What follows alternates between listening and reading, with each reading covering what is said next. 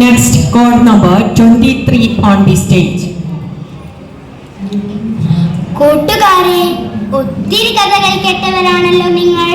കൂട്ടും കാട്ടിലകപ്പെട്ട ഒരു നമ്പൂരിശന്റെയും ഒരു പുലിയുടെയും കഥയാണ് ഞാൻ നിങ്ങളോട് പറയുന്നത്. അങ്ങത്തെ ഒരു ദേശത്ത് ഒരു നമ്പൂരിശൻ താമസിച്ചിരുന്നു. നല്ലൊരു ഭക്ഷണപ്രിയൻ. സദ്യക്ക് ക്ഷണിച്ചത് എത്ര ദൂരെ നിന്നാൽ തൻ്റെ കാലും കുടയുമെടുത്ത് കാലത്തെ പുറപ്പെടും.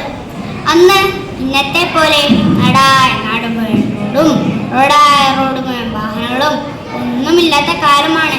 നടന്നു വേണം എവിടെയും പോകാൻ. അങ്ങനെയിരിക്കെ ഒത്തിരി ദൂരെയുള്ള ഒരു ബന്ധുവിൻ്റെ മകളുടെ വിവാഹത്തിന് നമ്പൂരിശന് ക്ഷണമുണ്ടായി.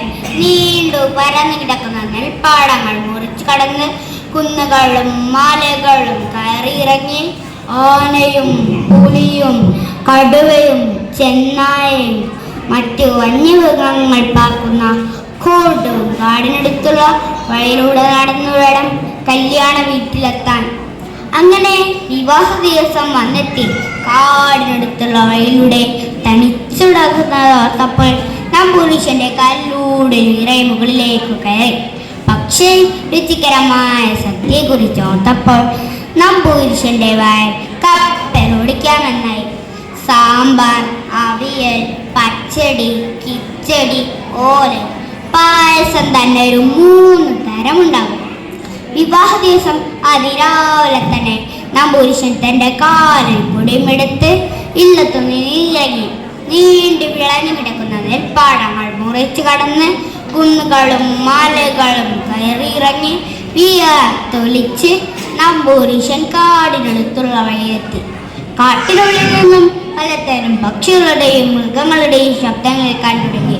എൻ്റെ ഈശ്വരാ, എന്നെ കാത്തോളണേ. നമ്പൂരിശൻ ഉള്ളൊരുക്കി പ്രാർത്ഥിച്ചുകൊണ്ട് ഇടം വലം നോക്കാതെ ധൃതിയിൽ നടന്നു. ഏയ് നമ്പൂരിശ! പെട്ടെന്നാണ് പിന്നിൽ നിന്ന് ഈ ശബ്ദം കേട്ടത്. ഞെട്ടിത്തെറിച്ച നമ്പൂരിശന്റെ കാലിലൂടെ മുകളിലേക്ക് കയറി.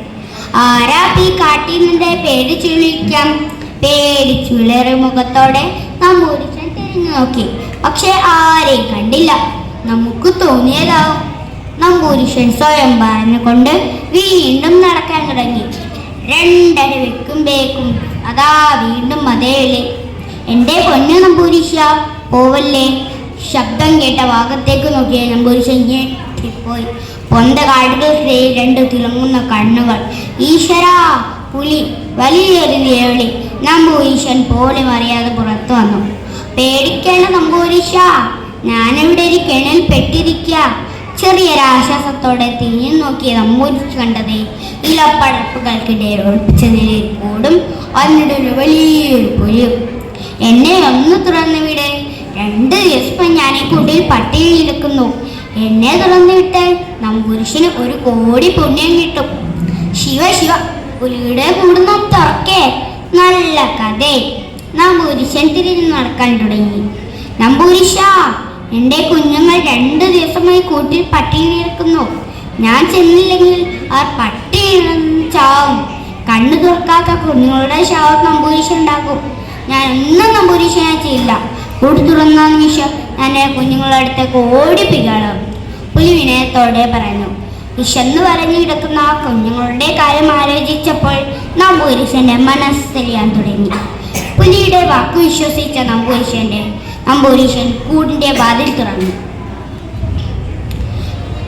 കൂടിന് പുറത്തിറങ്ങിയതും പുലിയുടെ സ്വഭാവം മാറി. ക്ഷമിക്കണം നമ്പൂരിശ, 2 ദിവസമായി ഞാൻ ഈ കൂട്ടിൽ പട്ടിണി കിടക്കുന്നു. എൻ്റെ കയ്യിൽ കിട്ടിയവരെ വിട്ടുകളയുന്നത് മണ്ടത്തരമാണെന്ന് താങ്കൾ അറിയാമല്ലോ. ഞാൻ ഇപ്പോൾ നമ്പൂരിശനെ തിന്നു. അങ്ങനെ നമ്പൂരിശനും പുലിയും തമ്മിൽ തർക്കമായി. ബഹളം കേട്ട് അതുവഴി പോയ കുറുക്കൻ ഇവിടെ എത്തി. കൊല്ലാനൊരുക്കി നിൽക്കുന്ന പുലിയുടെ മുമ്പിൽ പകച്ചു നിൽക്കുന്ന നമ്പൂരിശനെ കണ്ടപ്പോൾ കുറുക്കന് ദയ തോന്നി. എന്താ നമ്പൂരിശ പ്രശ്നം? ഉണ്ടായ സംഭവങ്ങളൊക്കെ നമ്പൂരിശൻ ഒറ്റ ശ്വാസത്തിൽ പറഞ്ഞു തീർത്തു. എല്ലാം കേട്ട കുറുക്കന് പുലിയുടെ ചതി മനസ്സിലായി. ഏതായാലും നമ്പൂരിശനെ രക്ഷപ്പെടുത്താൻ ഒരു ശ്രമം നടത്താൻ കുറുക്കൻ തീരുമാനിച്ചു. അവൻ പറഞ്ഞു, പുലിയച്ച, ആപത്തിൽപ്പെട്ട താങ്കളുടെ ജീവൻ രക്ഷിച്ച ഈ പാവത്തിനെ കൊന്നു തിന്നത് നീതിയല്ല.